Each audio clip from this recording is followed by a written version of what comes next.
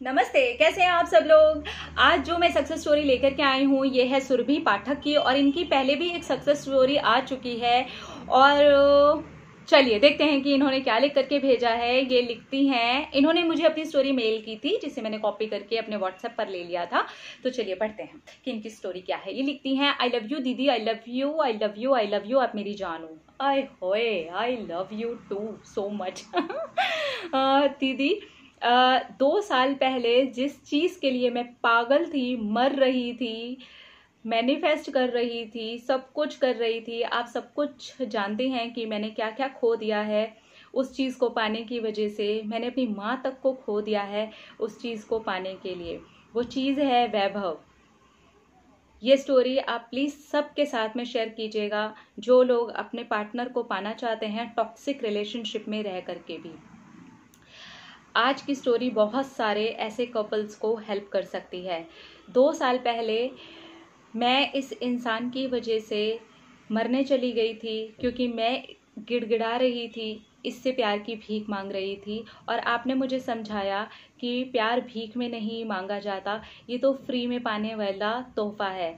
तब नहीं समझ में आ रहा था दीदी, बिल्कुल नहीं समझ में आ रहा था। लग रहा था कि मैं मर जाऊं, और मेरी वो कंडीशन देख करके मेरी माँ चली गई।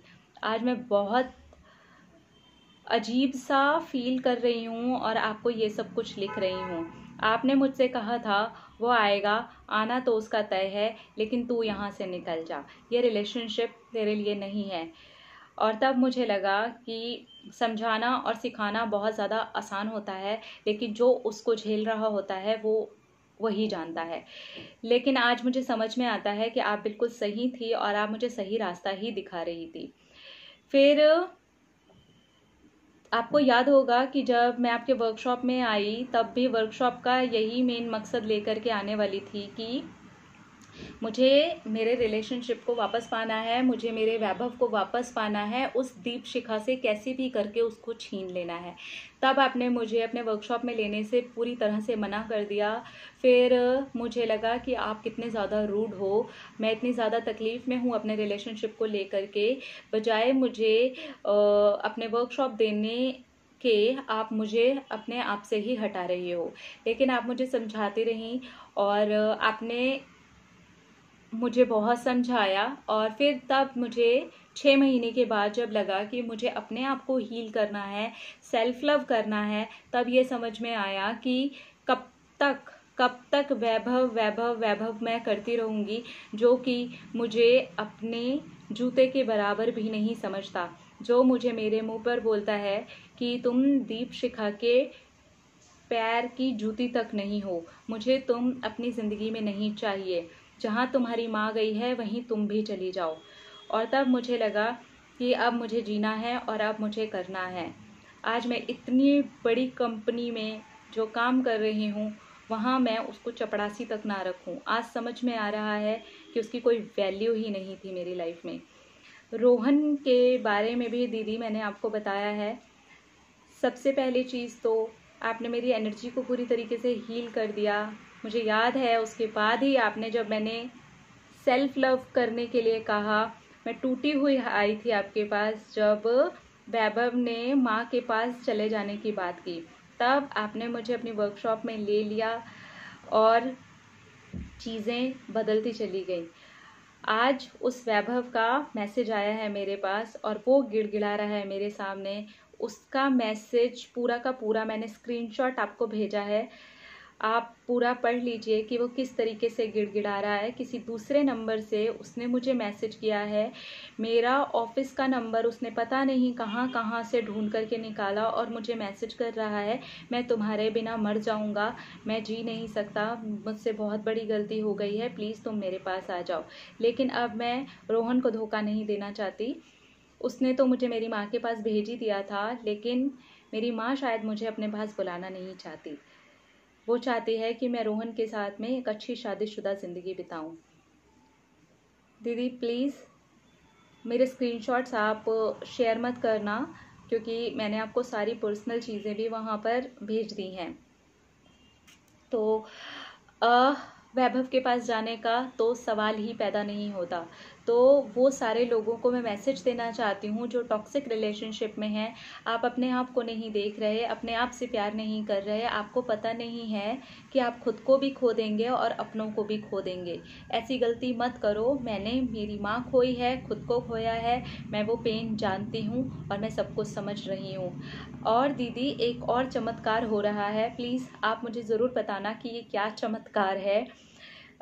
मैं आपके 3rd किट पर हूँ और मैंने वो 3rd किट शुरू कर दिया। उसको शुरू करके भी बहुत टाइम हो गया। अब ऐसा हो रहा है कि जिस भी ट्रिगर पर मैं आ रही हूँ वो मेरी लाइफ में घटता चला जा रहा है। ये क्या हो रहा है दीदी? तब आपने जानबूझ करके लिखा है अरे नहीं, जानबूझ करके क्या लिखा है, मैंने सब लोगों के लिए वो लिखा है। तो वो सब कुछ ऐसे हो रहा है जैसे मेरी ज़िंदगी में हो रहा है। मैंने आपको रोहन के साथ के स्क्रीनशॉट भी भेजे हैं। उसने जो एंगेजमेंट रिंग मुझे दी है वो भी मैंने भेजी है। प्लीज़ जब भी आपको समय मिले आप मेरा मेल चेक कर लेना। आई लव यू दीदी। थैंक यू दीदी, आई लव यू। आप मेरी जानो। ओह गॉड। ये लड़की जब मुझे मिली थी, सीरियसली ये बहुत ही ज़्यादा बुरी कंडीशन में थी, बहुत ज़्यादा बुरी कंडीशन में थी और एक टॉक्सिक रिलेशनशिप में थी। हमेशा एक पार्टनर को पाने की चाह में इंसान खुद को जब खो देता है ना, तो वो बहुत कुछ खो देता है। ये इस लड़की ने एक्चुअली इस मैसेज के थ्रू हम लोगों को बताने की कोशिश की है। तो समझिए, अगर आप भी किसी को पाने की होड़ में दौड़ रहे हैं ना, तो खुद को खो रहे हैं। किसी को पाना जिंदगी का मकसद नहीं होता है, जिंदगी का मकसद होता है खुद को पाना। इसने जो खोया है ना, इसकी कुछ ऐसी चीज़ें हैं पर्सनल जो मैं नहीं शेयर कर सकती हूँ, लेकिन अगर प्यार ऐसा होता है तो फिर प्यार का कोई मतलब ही नहीं होता, प्यार होना ही नहीं चाहिए। बहुत सारे लोगों को ऐसा लगता है कि क्यों स्टोरी में ऐसा क्यों हो जाता है कि वो वाला इंसान एंड में नहीं चाहिए। ऐसा इंसान किसको एंड में चाहिए? आप खुद सोचिए, खुद सोचिए। आपको जो पार्टनर आज तकलीफ दे रहा है वो कौन सा वाला प्यार है? प्यार क्या तकलीफ देता है? प्यार तो खुशी देता है। अगर आप अपने पार्टनर को खुशी दे रहे हैं तो क्या आपके पार्टनर को आपको खुशी नहीं देनी चाहिए? यहाँ पर लैक आपके अंदर ही है, आप वो हो ही नहीं पा रहे। आपका खुद से जुड़ाव ही नहीं है, आपको खुद के बारे में कुछ पता ही नहीं है। खो देंगे खुद को और फिर पालेंगे किसी और को। ऐसे पाने का कोई मतलब नहीं है, ऐसे प्यार का कोई मतलब नहीं है। हटा दो ऐसे प्यार को, नहीं चाहिए ऐसा प्यार। ऐसे प्यार से तो अकेले रहो, वो ज़्यादा अच्छा है। मैं सच बता रही हूँ, बेटर होगा अपने आप को मजबूत करें। अगर किसी को पाने के लिए आप कर भी रहे हैं ना, तो इजी वे में करें। ठीक है यार, मेरी लाइफ पहले मेरी ब्यूटीफुल होनी चाहिए, मेरी लाइफ ब्यूटीफुल है, मैं अंदर से हैप्पी होना चाहिए, मेरे वाइब्रेशंस अच्छे होने चाहिए, उसके बाद हम उसको पालेंगे। ऐसे पालोगे। इस लड़की ने 2 साल पहले ऐसा कुछ करने की कोशिश की जो नहीं करना चाहिए। क्या मतलब हुआ? तब इसको लग रहा था वो वैभव कभी वापस नहीं आएगा, और मैंने इसको कहा था कि वो वैभव वापस आएगा। तो जितनों को भी आप मैनिफेस्ट कर रहे हैं ना, वो वापस आएंगे। लेकिन उसके बीच में, उस प्रोसेस के बीच में अगर खुद को खो दिया ना, तो कोई फायदा नहीं है, फिर कोई फायदा नहीं है।